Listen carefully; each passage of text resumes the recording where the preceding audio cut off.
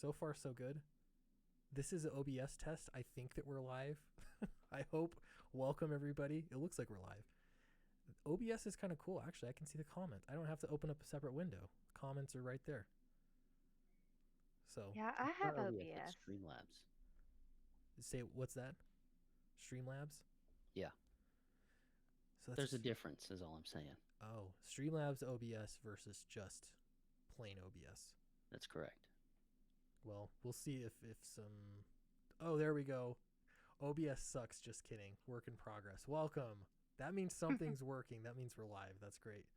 Ted Lehman's here. Welcome, welcome. We'll let people get filtered in. This is going to be a different stream for sure, and lots of updates. My audio is really low. Thank you. I can fix that. I'm going to turn this up a little bit and let me know if it's okay, if it's better. We'll let that run for a minute. Let me introduce everybody that we have. Of course, there's the unstoppable Eric Weathers, as usual. Eric, how's it going? It's going. I just found out I have a zombie stream going, so I need to go squash that. This new YouTube sucks. Why did they do it? I don't know what they were thinking. Yeah, they just to put stuff behind a paywall. Yeah, they're gonna make you pay for Google, the Google Hangouts Live probably. I refuse to do it though. What's weird is I can go to my YouTube channel and I don't see it. Getting better, they say. All right, Aaron. Okay, yeah. I turned up the volume more. I turned it down because my daughter was screaming in the other room, and I didn't want to blow Eric out. So I think that was the problem. All right. So Eric's here. Welcome, Eric. We also have George Alexopoulos returning again. George, how are you doing? I'm doing great. Thanks for inviting me, Guy. Yeah. It's great to talk to you. And then we have another guest. This is your first time, and I did a video about you and your book today, among other things. But Paula, welcome to the stream. Hey, thank you for having me. Yeah, great to have you on, and I do appreciate you sending me that book. I feel like that video I made today, I was really pleased with how it went, but nobody watched it. So yeah, I don't know what that was about, but we'll just leave it there. If you haven't watched it, guys, I think it's worth watching. It's like how to get girls ... to read comics. Subtle. Yeah. Clickbait maybe, but yeah, I've been accused of worse. Let's see. My audio is fine. Eric, yours is really low. Says Albino Thunderbuns. Let me boost it. We're all just learning. The funny thing about this week is everybody's had one of those boomer streams. And so... No, I don't think it's that. I think it's... I'll talk when I get my mic turned up. Okay. All right. Well, I've seen a lot of boomer streams this week. So considering some of the hot messes that I've seen, I think this is... better. I don't know. It sounds the same to me. Okay. Let us... See? Like... I listened back to my stream and it was super quiet. Nothing has changed except YouTube. So. Well, yeah, I don't know. The barber pole is effect is distracting. Oh yeah. So this is kind of a joke. I thought, hey, there's a sweet cast-ish thing. I'm gonna ditch this. What I'd rather have is heads, like 4 heads or whatever in this case, because there's 4 of us, or whatever, like 2 heads, however we could manage that. I'd rather have it be more straight up. If that's bothering you though, I can get rid of it. I think I'm going to click on editor and hope nothing blows up. Yeah, no, things are going okay. Entertain us for a minute. I will get rid of this. I don't know how to do that anymore. Okay. Because they can't hear me. Oh, hey, Ethan's here. Oh yeah, it's Clint. Hey Ethan, how's it going? I thought about streaming with just my empty chair because that did really well for you, it seemed like. But I don't know if I'd get the same response that you did. So that was pretty funny. Everybody in the world out there, if you can hear me, can you hear me better? That's the question there. Here, I'm gonna turn you guys up, everybody. Sorry, we're all learning together. Eric, yeah. Tell us a story. I just turned up your audio some more. Well, let's see. When I was about 8 or 9 years old, I think I was in kindergarten. We went on a family trip to somewhere in the Ozarks. And no, this is what it was. We went up to my uncle's in Indiana, and on the way back, we went through Kentucky, and we went to Mammoth Cave. If you know anything about Mammoth Cave, they have a wishing stone, and you're supposedly you're supposed to be able to go over there, like you rub your, it's like a flat stone, and you rub your hand across in a circle around the stone, and you say, I don't know if you were supposed to say it out loud or if you just think it or whatever, but you put your hand on the stone and you wish your wish. And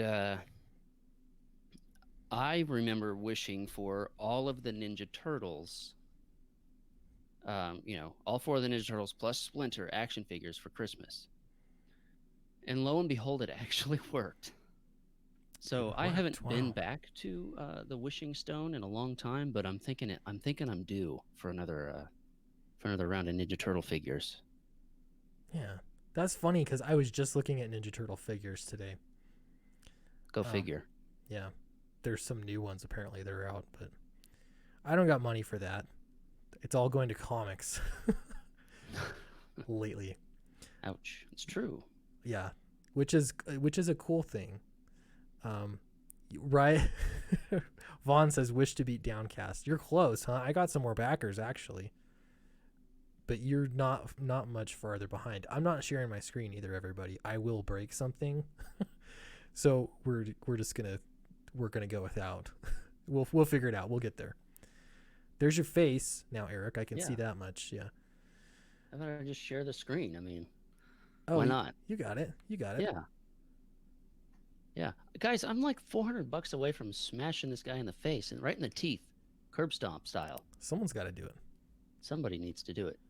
Tell you what, one backer backing at the $400 level would be smooth sailing. Yeah. Down with Downcast, up with Flying Fortress. That's what I say. Well, let's not get too excited. Work in Progress says, Downcast, can you add more stretch goals to Downcast? Yeah, actually, there's a stretch goal. I should make this more official. There's a stretch goal. If we hit 30K, then Eric, this will really rub it in his face. He's gonna do a trading card, and that all the physical backers will get. Mm-hmm. So that's worth it. Yeah. If I hit 30K, I'm also gonna do a trading card for myself. You're not gonna have me draw it. I mean, think of that. I could. We've got to ask what the people want, though. Yeah. Back to them both. Thank you, Kurt. Backing them both is a good option. Yeah. All right. Let's start. Paul, I want to start with you and ask you a few questions, if that's okay. Since we're still live, it seems like things are moving along swimmingly. So you sent me this comic. My wife read it, and she quite enjoyed it. And I've had her read comics before, and she was just kind of like, eh. Or like she couldn't even get through it. That's how uninterested she was. What was kind of your process? Like, how did you target a book for women, or did you just make something that you thought that you would enjoy? Are you there, Paula? Hello? Oh, wow. That was a great question, but sorry, Paula. I don't know if you can hear us, but we cannot hear you. George, can you hear us? Yeah, I can hear you guys. Okay. Well, I don't know. Oh, Rise Against comic. Yeah, Vaughn says, didn't your wife love my comic? She hasn't read it yet, but she did say I should back it because it looked good. So that's pretty good. That's a good sign. Paula, if you can hear us, just jump in whenever. Paula says, I can hear you, but I don't know why you can't hear me. I'm not sure. See if you're muted, perhaps. Maybe. Yeah. Unplug it and plug it back in. And no stress, because this is you could also jump out, like close the window and then just come right back in, Paula. That often will just fix all the problems. Use the same link and just jump right back in. All right, George, what about you? When you're writing your book, how did you target, did you have a target audience in mind, or you just wrote the book that you thought would be cool? What's your thought process? In this particular instance, for Mary Sue, I actually wrote a satirical comic about. It was kind of like a little joke. It was a gag, which takes the whole story of what I'm going to draw, and it was basically a joke at first. But then I actually started thinking about the story, and wow, this could actually be really cool if I developed it. So I ended up, as practice, I wanted to learn how to write screenplays, and I just developed the story. And it's this main character who's a you know robot exosuit pilot, and she gets into fights and she has all these adventures. And I kept developing it, and I thought, oh, this is really cool. I want to turn this into something. And it's just one of the dozens of scripts that I finished, and I just put it away. And I was like, oh, if I ever make this into a graphic novel, or if I ever try to do script writing as a thing, and I would try to pitch it. But now that in its most recent iteration, I think one of the untapped markets that you mentioned is lady readers, who especially have been loving manga and anime, but American comics has not been able to harness this market. And I feel like I have the cheat code to access these readers. So I hope to take full advantage of knowing what they like, and also knowing what I like as a reader, being a guy. Maybe I can find that happy medium and give everybody what they want. Yeah. Well, there's something to be said for mass appeal, and I think it's a tricky thing to do, right? Because you can't target everybody at the same time. Yeah. It doesn't work. But you can have something that'll appeal to a lot of people, or you can have something that appeals to a very small number of people the same way. So I don't know. It's tough. Quality is a big issue in there. It's like Lord of the Rings. Like, it has adventure and romance and comedy, and fantasy. And it's just made so well that pretty much anyone who watches it likes it, I would think. Yeah. Yeah. So now they're saying, okay, I just turned the audio up for all the guests. We'll see if that fixes things. I do appreciate chat, you giving me feedback. Yeah. So we got 32 people here. Can I make an announcement, everybody? I've got some business to get out of the way. So I've been saying that I was writing a script, and I want to get back into this target audience kind of stuff. But so I'm working on a project that is going to be, this much I can tell you. So I'm writing a story for a public domain character, Silver Streak. Maybe you've heard of Silver Streak. So I wrote the script and sent it off. I was hired to write it for a little, it's like a golden age anthology. You ever read one of those? So it's not like a 10-page story or like a 5-page story or something like that. It's a full like 24-page story. And so no, not the Naked Surfer guy. That's the Silver Surfer. Yeah, this is Silver Snowboarder. Silver Streak. So guess one of the writers, guess who the other writer is? There's 3 of us total. One is Chuck Dixon. Talk about nerve-wracking to be in the same book as Chuck Dixon, but what an honor. Been there. Yeah, you've done everything, I think. Pretty much. You're almost there. I'm now officially that Johnny Cash song about being everywhere is now just about me. Yeah. Yeah. Yeah. Chuck Dixon is the one artist, or sorry, excuse me, the writer. The other writer is David Furr, and he's done a lot of comics. I know he's done a lot of things with Antarctic Press. And so that's as much as I can say so far. But the artists have been selected as well. Should be a really cool project. I'm not running it or managing it, but I am going to do a little bit of promotion for it. So yeah, I'm pretty excited about it. Oh, David Furr is watching. Hey, David, how's it going? Yeah, so it should be really fun. I had a lot of fun with it, but I'll be honest, it was just like, oh, I just want to be like, so you can read the book and read Chuck Dixon's story, read my story, and still feel like happier. You know what I mean? So it was a lot of work.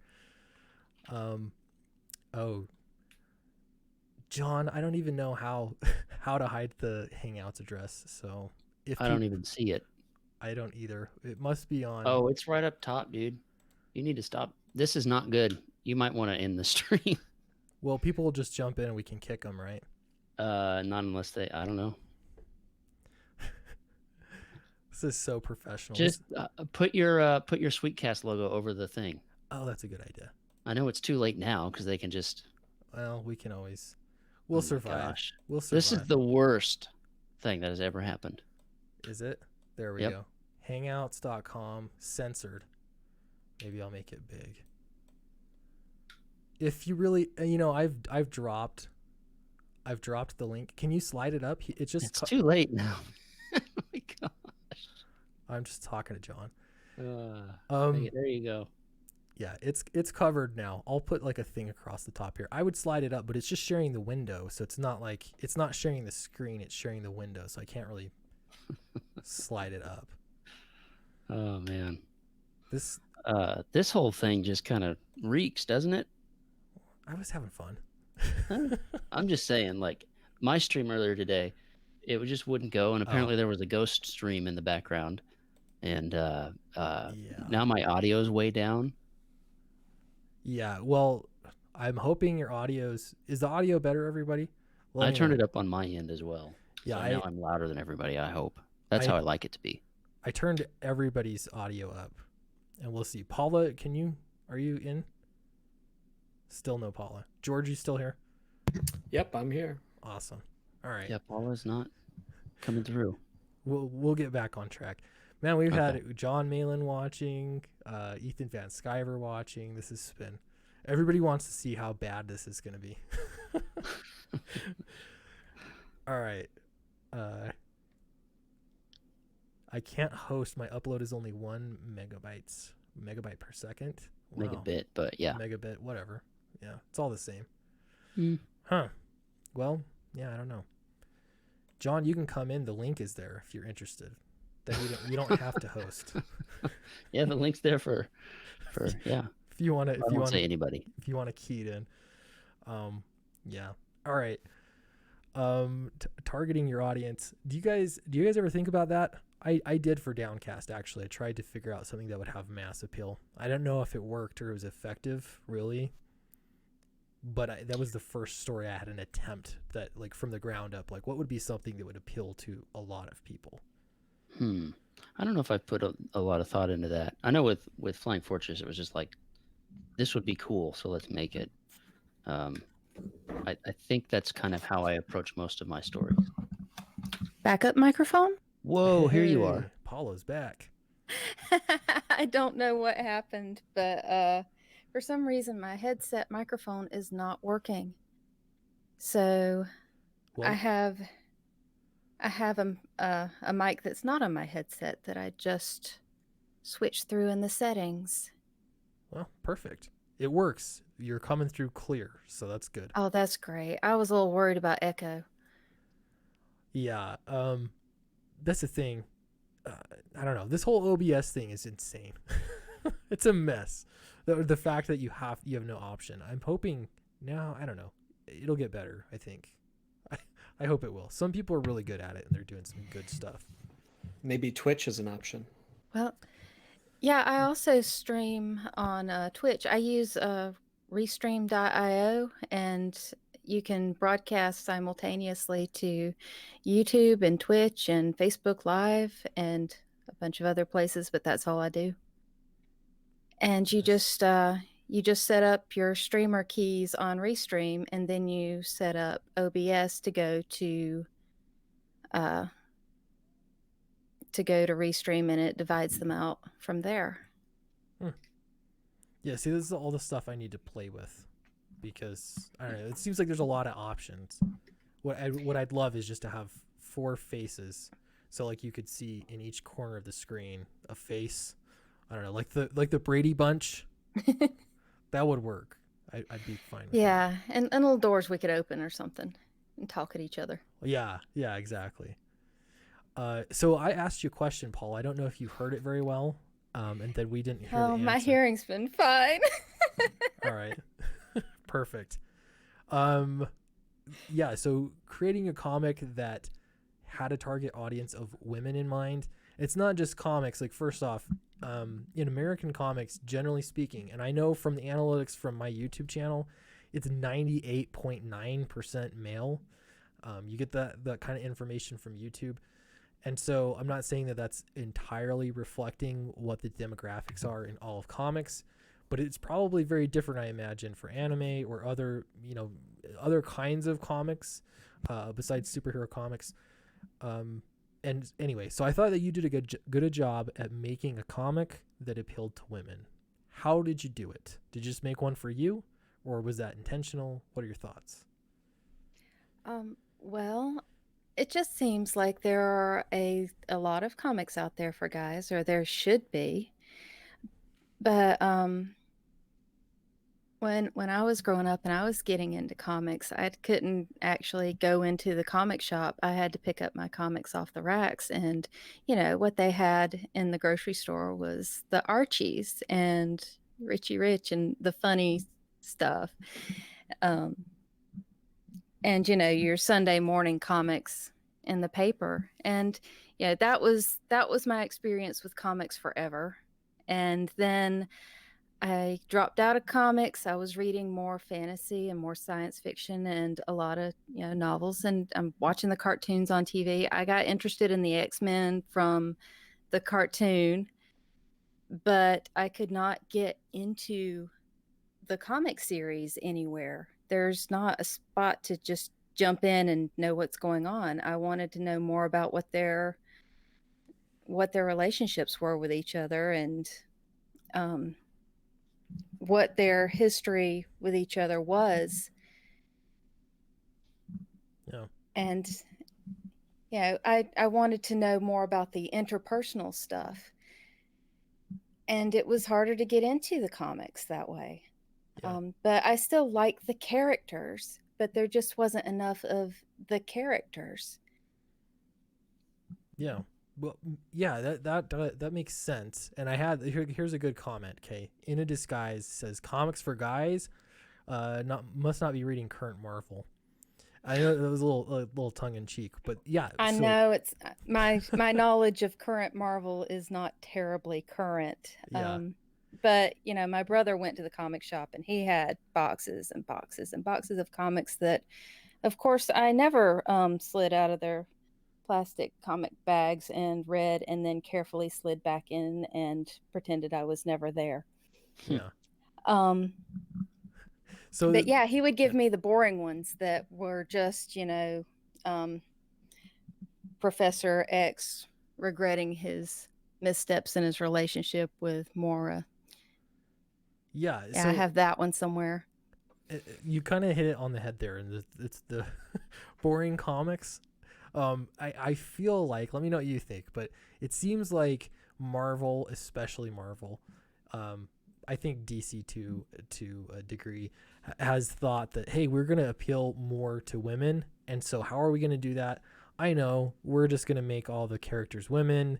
And I mean, diversity in comics matter with your boy Zach does a great job of identifying all these tropes that you see often. And that's just like, women are all friends all the time.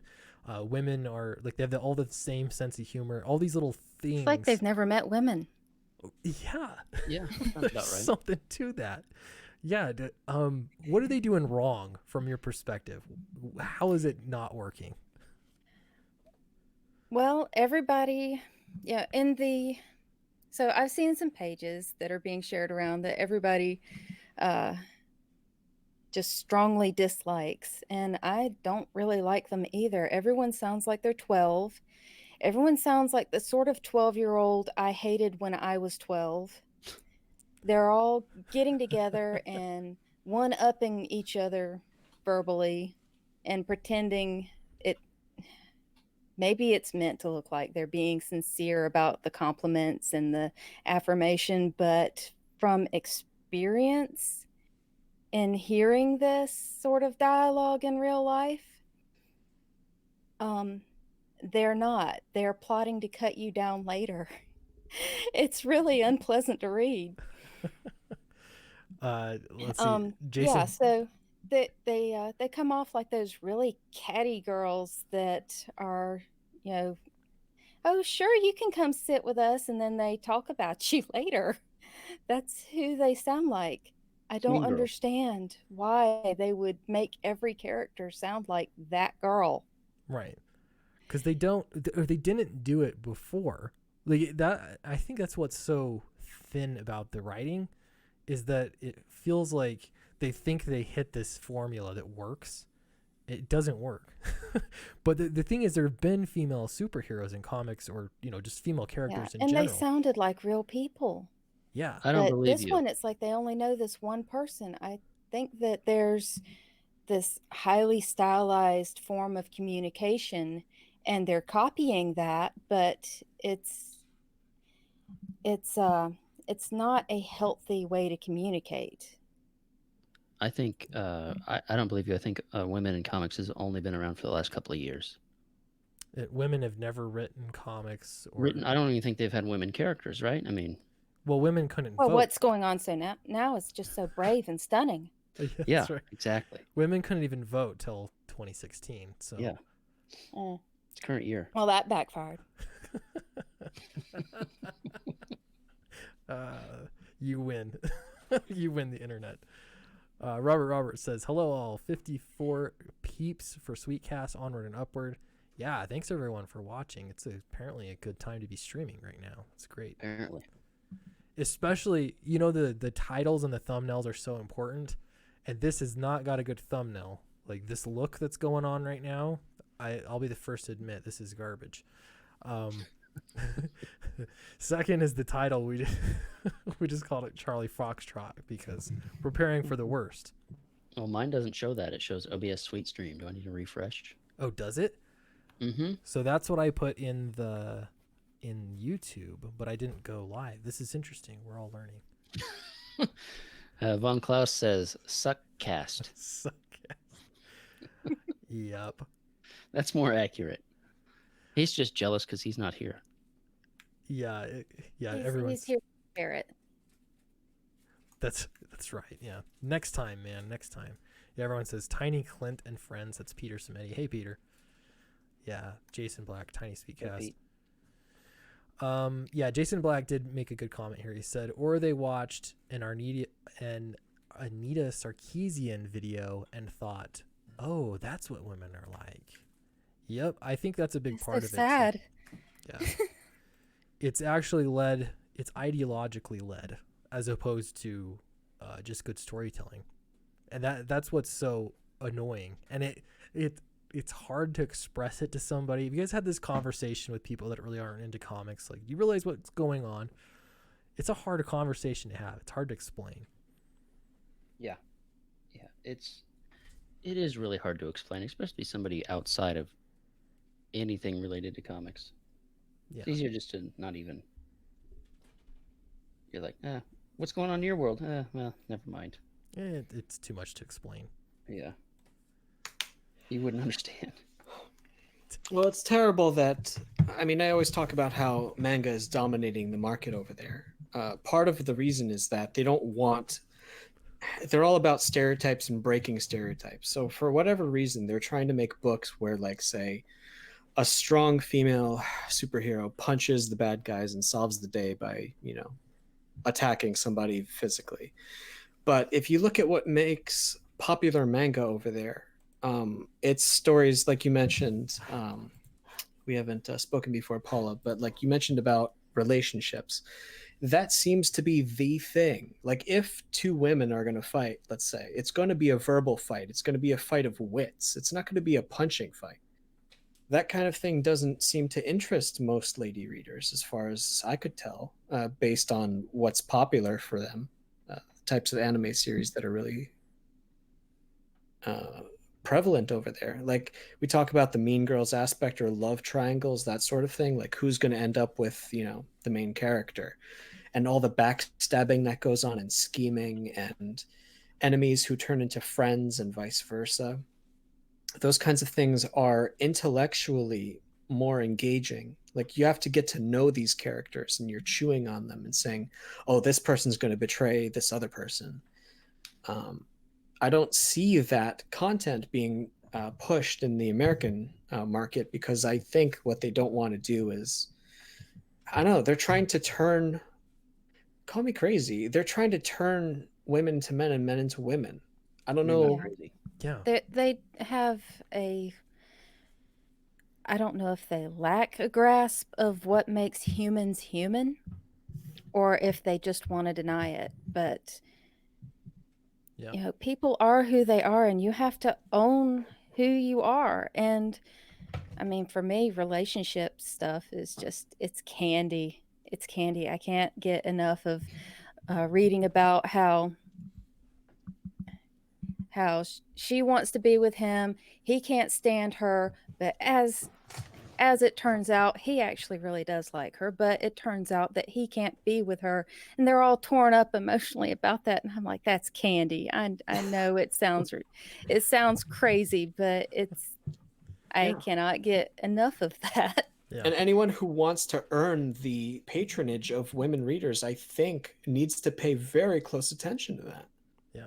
Now you will get spillover. It's not like you're like, again, people in my comment section today when I posted that video were saying, I had some comments, hey, I'm a woman and I don't care about the romance kind of stuff. I just like the action and the fighting and that kind of stuff, you know. And that's okay. Well, yeah. Like, you're gonna have some, you know, it'll spill over, and I'm sure, you know, it goes both ways to some degree. But generally speaking, you target an audience. If you're hitting those right notes, then people are going to like it. And yeah, Aaron Olson, conflict. Yes, that's exactly, in any kind of storytelling, there's got to be conflict, little conflicts and big conflicts. And it's the same thing with relationship stuff and all that. There's conflict. That's what makes it interesting. Yeah. Well, I like superheroes too. For me, it's not just that they're like big, powerful guys doing amazing stuff. It's what I appreciate is the nobility of their purpose. I like a guy with convictions who's willing to stand up and do what's right, and that just really gets to me. I just really love that. I love to see that. Yeah, there's some kind of rescue. Do you guys get this too? Like, rescue aspect when somebody's in trouble and you think that they're gonna die, and then somebody comes and saves them. I get the feels, and I see this in like that, huh? Does it make you cry? No, it's just like, yeah, like you just feel, okay. you know, do you ever feel It's like that? satisfying. It's your candy. Yeah, there's something, and they do it a lot in Marvel movies, I've noticed, and it's almost like becoming the new jump scare kind of thing. But even some of the superheroes will be in such a dire circumstance, and all of a sudden, dun dun dun, and then the portal will open up, and then you've got this flood of superheroes coming to save them. There's something like, there's this emotional payoff you get from, you know, someone having your back, I guess. It has to be foreshadowed, though. It can't be a Deus Ex Machina. Yeah. That Peter Smith, explain that.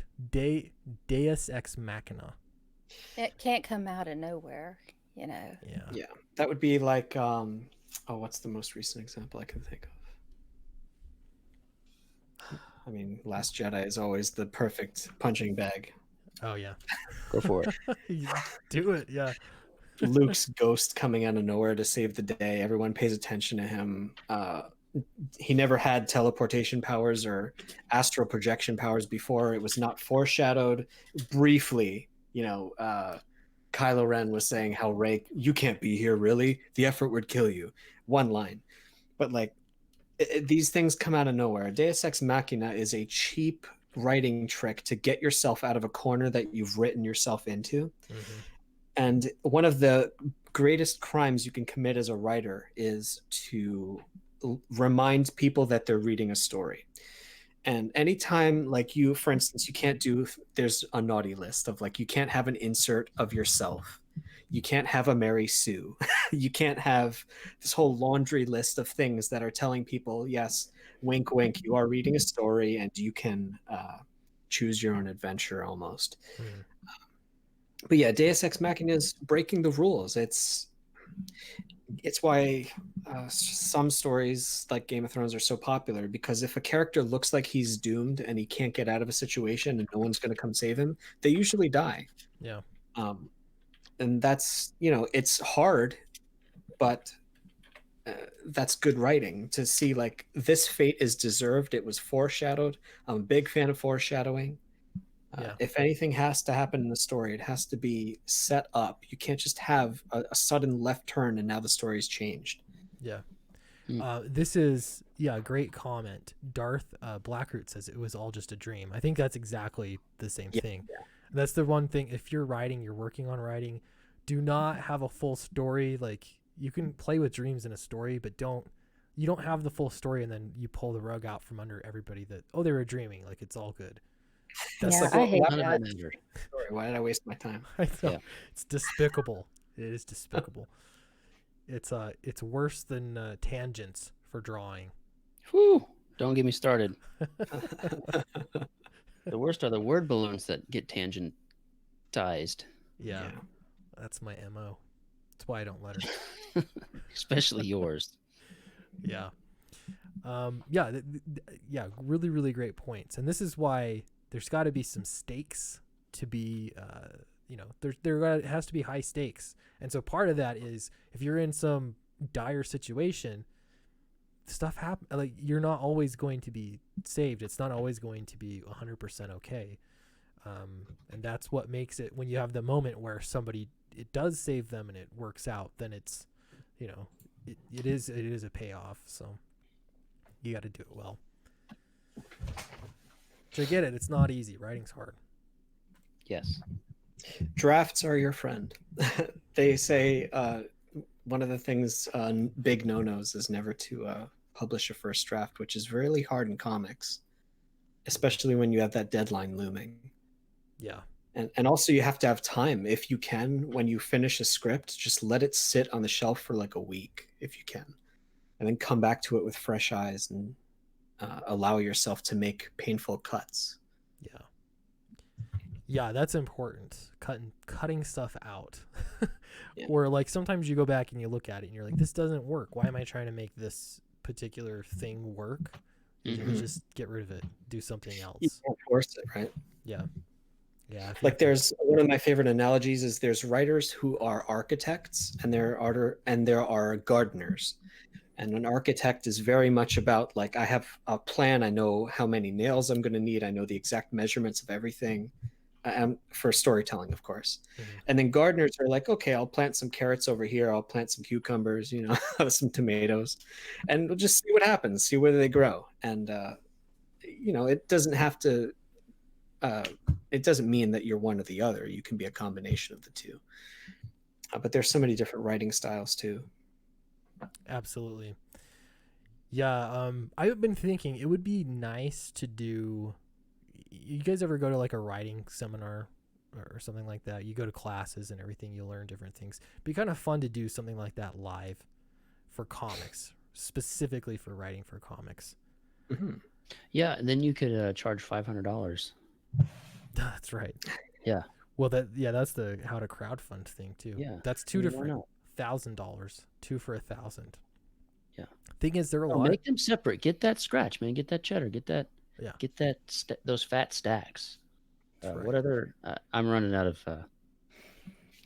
money. Good Names. Analogy. Yeah. Benjamins. Yeah. Let's see. Darth Blackroot says the trick is to writing.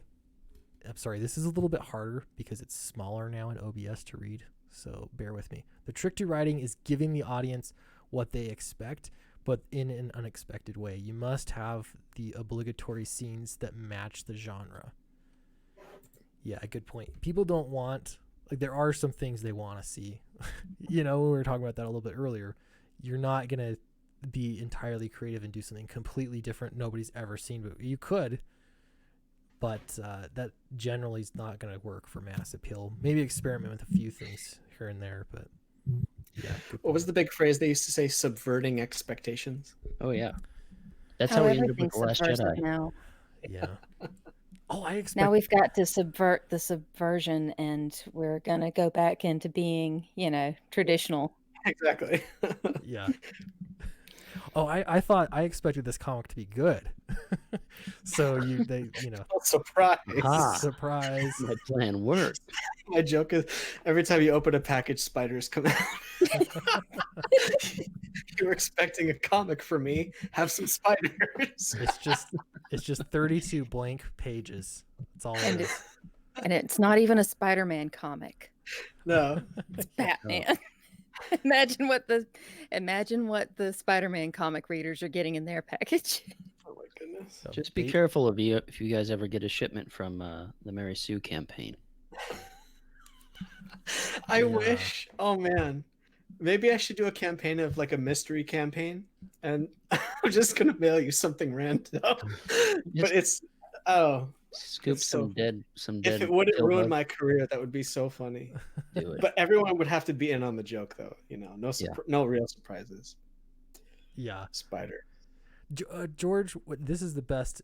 This is the best transition I'm going to do. Okay, George, Yeah. tell us about the Mary Sue. You're close. Oh, gee. Tell us about your book. How's the campaign going? And Well, the Eric, campaign- Eric loved that transition. By the way, Nope. Nope. It's better, but you had to call it out first, so it doesn't count. Well, that's part of the fun. No. No. Well, the campaign itself is doing really good. I think it got funded at like day 28-ish, somewhere in there out of 60. So right now we're kind of pushing towards the stretch goals. I think I'm at 68.50 if I recall. And in terms of funding, and I had asked for 5K. So we're at like somewhere in the direction of like 130%. So the next stretch goal is like I'm going to be able to commission art from other illustrators to do like on the backs of the books, kind of like back illustrations or back covers. But more importantly, I have a quest with this book is I want to be able to get it into as many local comic shops as I can. And I want to take the extra money and put that into fixing up my car a little bit so I can go really long distance if I can, pay for gas, hotels if I even need to. I want to do things like signings, and I want to see how we can revive this tradition of like local comic shops stocking our books and stuff. So yeah, if it gets funded past that stretch goal, I want to put that money towards that. And of course, I have editor friends, an old editor friend that I want to try to get in touch with to try to help make the story a little better. Because, us indie people, we sometimes let our imaginations go nuts and we can't see our own blind spots. So I have all these notes for the story and so many things I want to do with this book, but, maybe I'm too ambitious. I need someone to really check me. So I have a couple of people in mind that I, throw a couple bucks at, and they can give me some honest feedback and tell me if I'm crazy or. But yeah, the story, or the project itself is going great, and I think there's about 3 weeks left if anyone wants to check it out. And yeah, after it gets published, I'm basically just going to immediately start the next campaign because it's an ongoing story, and we'll see how far we can take it. Cool. Yeah. So I posted the link, by the way, in the chat. The book looks really good. The art looks good. I've got your last book that you turned out, so it's pretty impressive because this would be your second book. I don't know exactly when you're shipping it or anything. We'll see. But I'm aiming. Sorry, I was just gonna say it's impressive. You're getting it out there. Thanks. The problematic book, if anyone's curious, is one of the tiers. Actually, you can get that and Mary Sue. So Yeah, my that's the previous one. campaign, you can get it like a combo pack. I cheated on that one in the sense that I had already drawn the book. I just didn't assemble it. So this one's going to be made from scratch, though. And as soon as it got funded, and basically immediately I went into full production. So I'm going to try to do a page a day. And it's about 50-something pages long. And yeah, so I'm targeting right now middle of October to send it to the printers.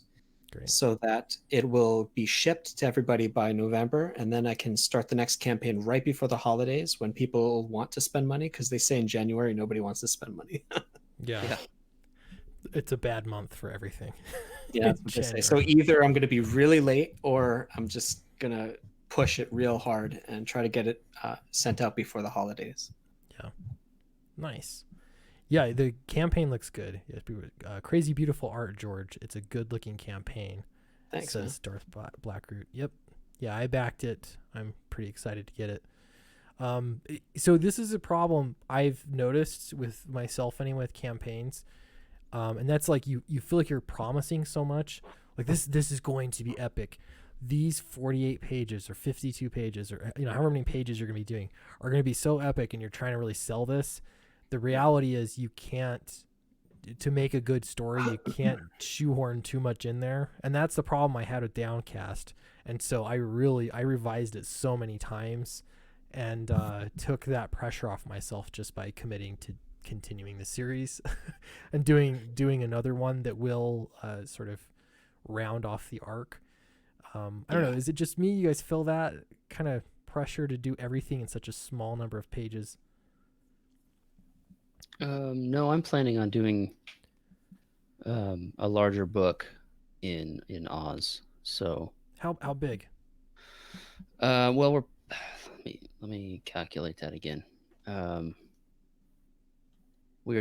think we're going to look at starting at 72 with a stretch goal of 96.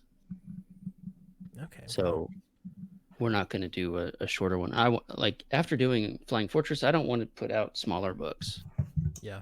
So, that's going to be a while before we launch Oz, because we're still in the early stages. I'm thumbnailing it right now. So I want to get more. Go ahead. John Malin says 72,000 pages. So you got your work cut out for you.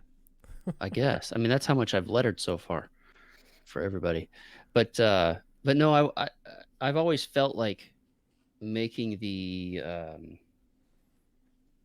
end product more worth the customer's buy-in price is important. Yeah. And hopefully I can do that with the book itself and not all the extras. Yeah. I like that concept. And that's, I don't know, for me it was like, well, $15 for Downcast, it's $15 if you just want the book, and then it's how do you make that 15, what would I want to spend $15 on? Really, like, I would like to have a book that's $25 because that price point is kind of important with crowdfunding. But yeah, you're right, you have to have enough. That's how I am anyway. When I'm buying a book, I want it to be worth what I'm spending. Yeah. So, and a lot of people are doing a great job on that. But you said you had a lot of story content that you cut. What if you included like a short story in prose at the end of the book? I could. The goal right now, I don't know. For the book right now, what I want to do is just freeing myself up to say this is basically half of the story. Essentially, it does have some resolution, and there's there's some accomplishments, you know what I mean? So I think it works well, but it does feed into the next story that'll kind of finish off the greater story arc. Mm-hmm. I used to write a lot of prose, and it I don't know, I just like comics so much better. So I don't know, I don't know. It doesn't excite me, I guess. Mm-hmm. It's the word was. Do you guys, any of you write prose? Oh yeah. No. Yeah. I have a novel I'm working on. Yeah, it's awesome because you can just do it by yourself, and it's it's really stimulating. It's hard work. I've written 2 novels, but something that I came across is the whole show don't tell, and you always run into the word was, and because the word was means you're telling and not showing. Essentially, like the sky was dark or whatever. That's really basic, but there should be a better way to say it, and that always got to me because in comics you can just show them with the art. You're just showing them exactly, and then you don't have to there's just the mechanics, or like he said, she said, that kind of stuff. I don't know, it just wears on me. I like not doing that stuff. Super chat here. Brian says, howdy, I'd like to get on more live streams to pimp my book. Suggestions on how to go about doing this in a non-pushy, douchey way. My best suggestion is just to ask people, and you can ask once or twice, don't like get super obsessive with it, or don't. Also, if somebody doesn't have you on a live stream, don't get upset. People are busy and stuff, but it does not hurt to ask, and nobody's going to reach out to you probably. So what I would do is, if you're not on Twitter, I know this is evil, but I'd get on Twitter and send people DMs. There's just a lot of people there that stream. For me, for instance, if you send me an email, it's sweetcastclint@gmail.com, or reach out to me on Twitter, and I'm at CastSweet. And yeah, like I'm not streaming as much as I used to be, but I try to accommodate as many people as I can. So hope that By answers the way, your question. when you listed your email address just now, Yeah. the S dropped out, and it sounded like you called yourself Sweet Cat Clint. Sweet Cat Clint. Mm-hmm.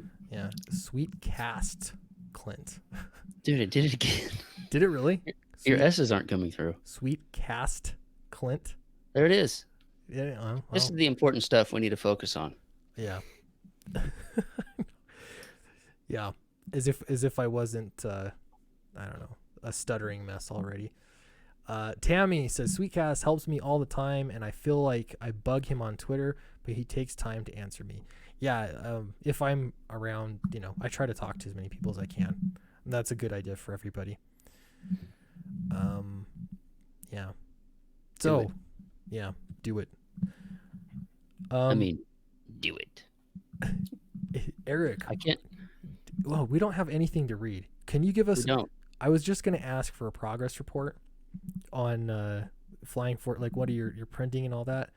Mhm. It'd be awesome if you did it as a Sith Lord. Do you think you can do that off the script? I will make it legal. Let me see. What can I do here? Can I do this? I can do this, and then I can do this. Hang on. He's doing something.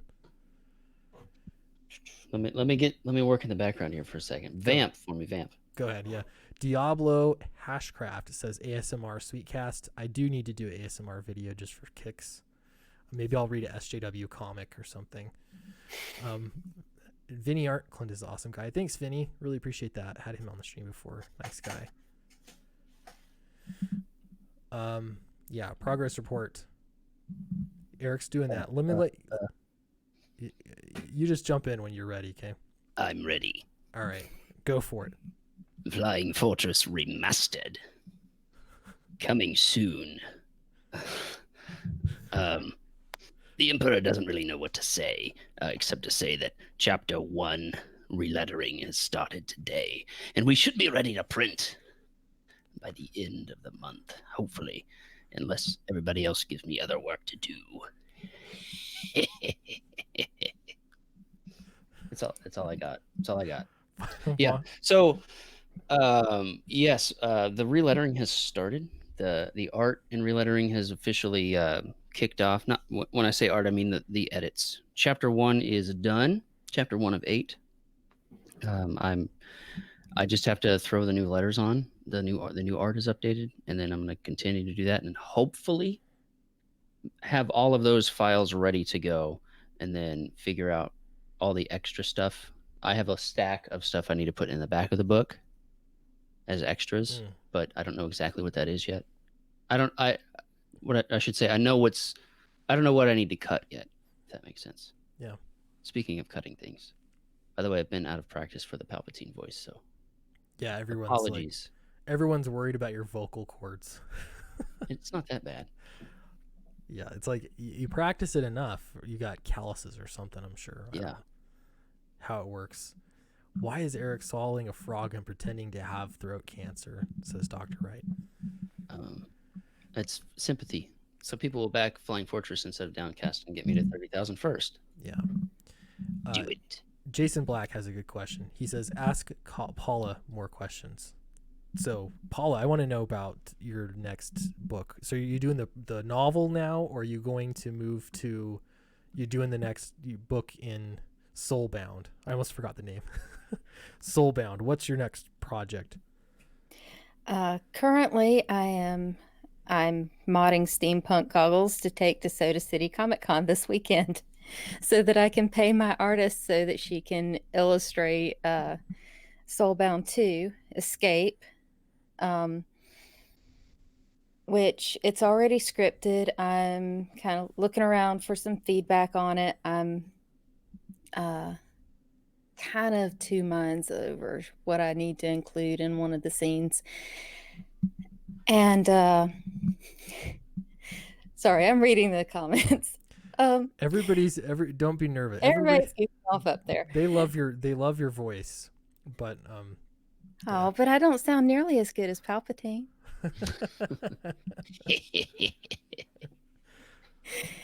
But let me see. So yeah, so I got those respirator masks. I have 3 of those, and I modded those to look steampunk, and I have those this year for the first time. And I make little hatchable dragon eggs with tiny dragons in them, and coin jars.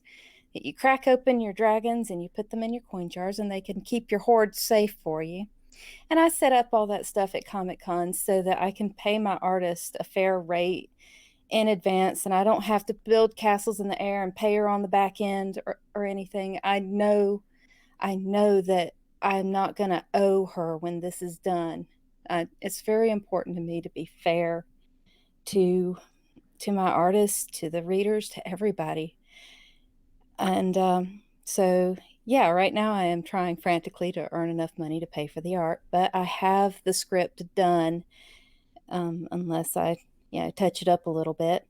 And Nice. I'm in the middle of editing my first novel, which still can't believe that. It's going to come out with Silver Empire Press soon. Yeah, nice. As part of the Heroes Unleashed shared universe. Working title is Penance Copper. I'm doing things real backwards, y'all. I've got a fantasy comic and a superhero novel. Who knows? That could be the thing to do. Love it. Well, cool. Yeah, I think it's good. I think writing, if you want to write comics, and I don't know where you started. For me, I started with prose, fiction. I actually have some of my books right here. I started with this, and it was good, really good learning how to write, and storytelling, and getting through all those was words. Was is my nemesis. I didn't Yeah. see. I thought that I had turned in a really clean manuscript. I just needed a little help bringing in the ending better, and I got it back from the editor. I'm like, there's so much was. Why? Where did it all come from? Yeah. Do you guys get caught up with noticing your wases during the first draft or after? Mine's much later. I mean, I'm aware of it, but my first draft, I work through the plotting and there's like that gardening aspect, like you say. I think I do a little bit of both, but for me, the first draft is really for figuring out where the story needs to go, and so I really try not to think about the actual prose too much until like a third draft, honestly. That's good. Then you guys don't. Maybe Paula, do you also? Well, they say like with the first draft, you want to try to get it out of the oven as soon as possible. It's like a lump of clay to see how much material you're working with, and after the first draft is done, you can sort of start shaping and cleaning it up. I found like with my prose, like, well, even in high school and college, I was so scared of writing prose that I never pursued it. And that's why I pursued drawing. I wanted to be able to draw my stories instead of write, because I thought my writing's not good enough, so I should illustrate to get people to read my crappy stories. But I was always so self-conscious with all of my narration that I almost crippled myself. I couldn't finish a first draft. Was that how it was for you? Yeah, I eventually I gave up writing at all for a few years. And I just had my stories that I told myself in my head. While you're washing dishes or picking up stuff, and it's real life is so boring. So you just live in your head and you work out what your characters are doing. They're having a great time, getting beat up, and so I just told myself these stories over and over again in my head, and I was perfecting them. And I would write like a short story, like a chapter out of it, and I'd send it off. And one actually got picked up to be in the Paragons anthology from Silver Empire Press. And I got asked back to write the series and finish out that story that was just an excerpt from the larger story that was in my mind. So I panicked. I completely panicked.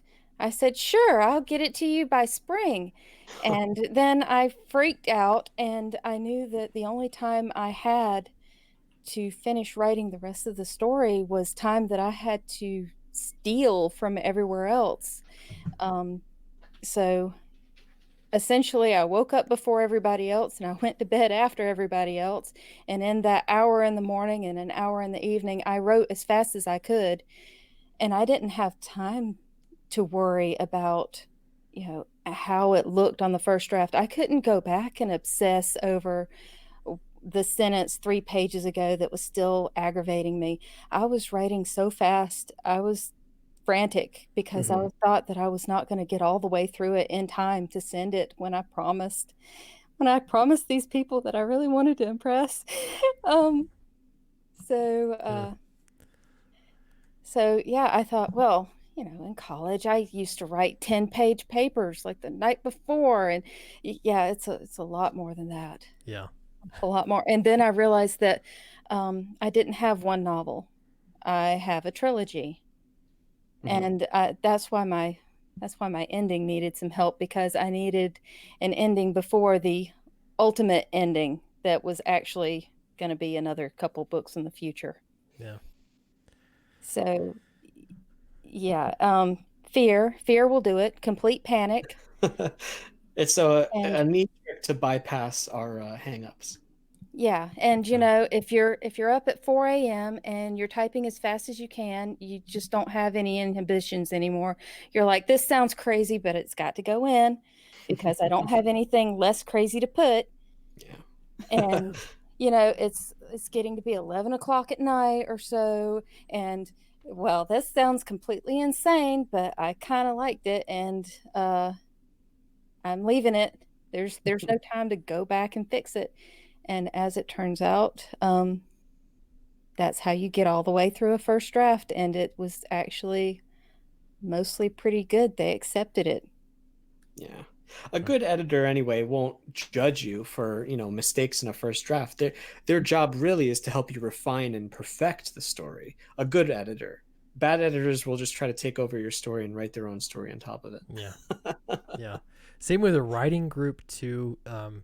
Like if you are doing a writing group, I think it's important to have you have some ground rules, with how it works.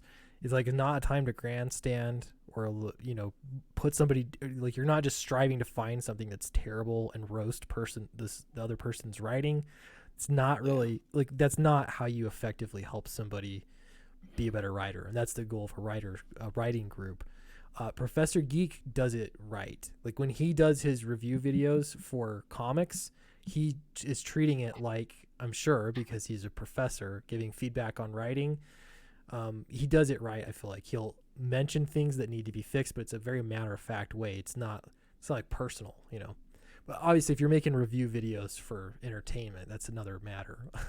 But if you're trying to help somebody get better at their writing, I don't know. It's already, you're so fragile. You know what I mean? When you're writing, it's tough. I just read Chuck Dixon's script for this project we're doing, and I'm like, oh man, he's good. I can tell he's done it a lot. He's very good. So yeah, it is inspiring. So we've been going for about an hour. We probably better wrap it up because I know Eric's got he's got like tires to burn or something. I've made that up. So here, everybody, before you leave, check out Downcast. That's my book. I don't know if the link's in the description. I'll be honest. I have no idea how this live streaming thing went, but you can check it out. It's still in demand. We're 53% done. So we're down. We're over the hump. I'm really, really excited about it.